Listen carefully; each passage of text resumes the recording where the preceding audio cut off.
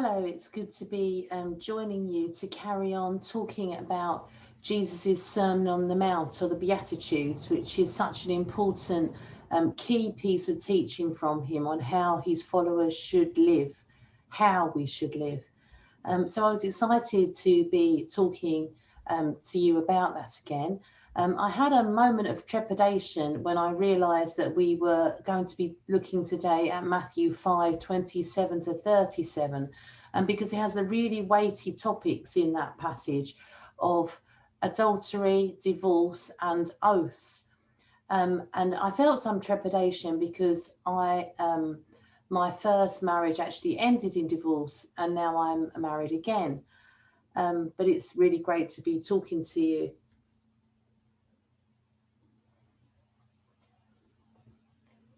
On the topic of marital unfaithfulness, Jesus quotes God's seventh commandment given to Moses for the Israelites at Mount Sinai: "You shall not commit adultery." He then seems to say that even to look at somebody lustfully is as good as committing adultery. And if you do this, you should gouge out your eye or cut off your hand. This is shocking stuff. It would seem that there would be many people without eyes or hands if they had followed this teaching. And some Christians of previous centuries did actually cut off body parts. However, most scholars now believe that Jesus was making the point that a married person should not put himself in the situation of inviting desire for someone other than his wife, of looking with the purpose of lust. A wife should take measures to make sure she does not put herself into a situation where she is tempted to even think about infidelity. Drastic action may need to be taken to avoid a situation where the one flesh union with the spouse is violated.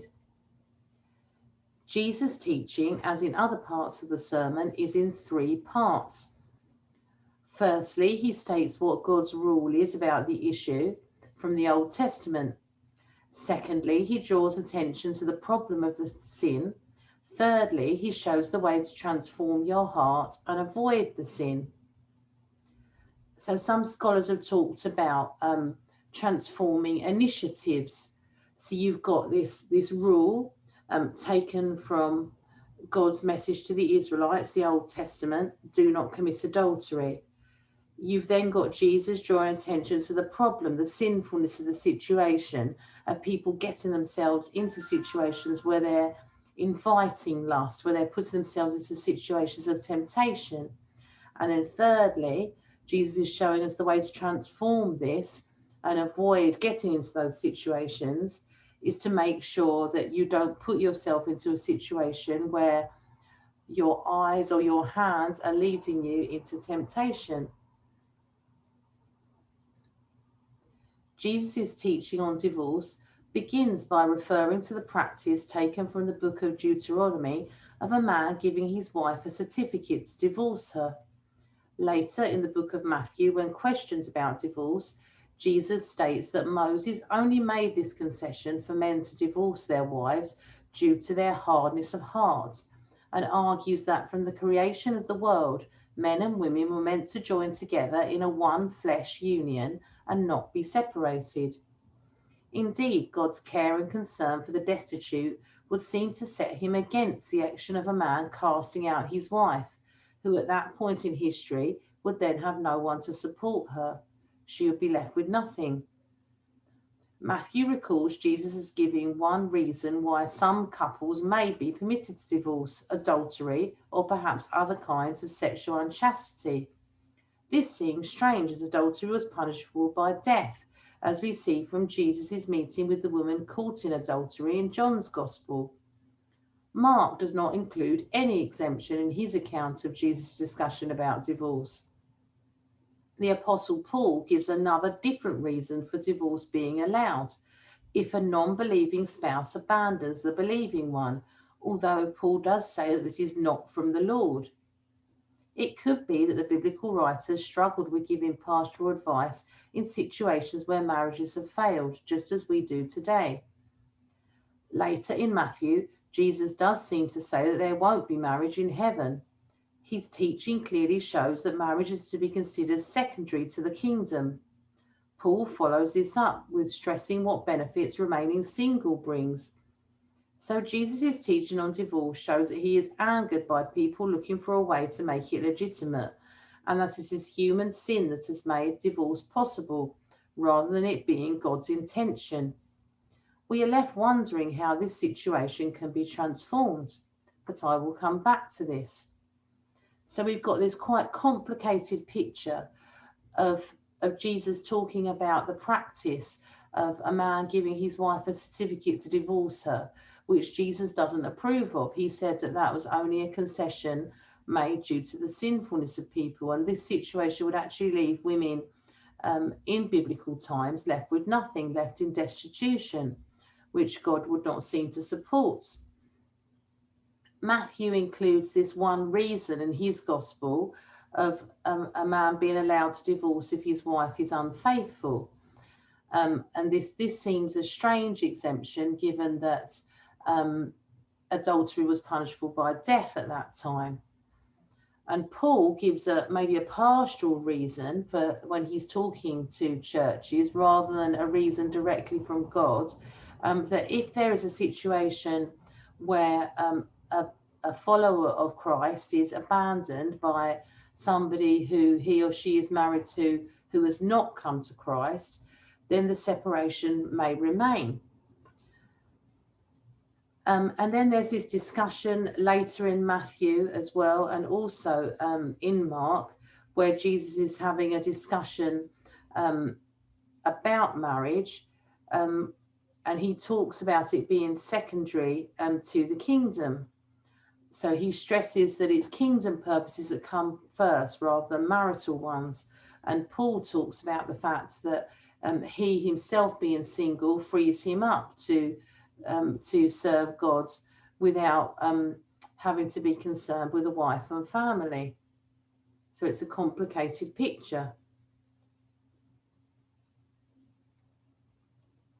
Jesus' teaching on oaths begins by stating that traditional teaching tells people not to break an oath.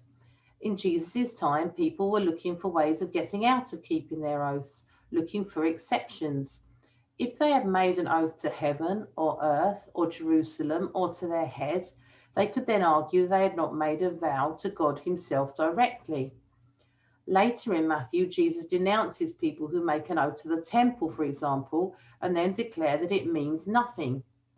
This reminded me of when people say that marriage is just a piece of paper, e.g. that the vow that people have made when they're married is only worthy of the paper that it's written on. An oath or a marriage vow is only binding if somebody takes it seriously and makes it truthfully. Some Christians in history took Jesus' do not swear literally and refused to take any oath at all. Jesus' emphasis, however, is on truth-telling. He says, simply let your yes be yes and your no, no. Make sure that you speak honestly and are committed to what you say. Jesus' three-step teaching about oath-taking is this.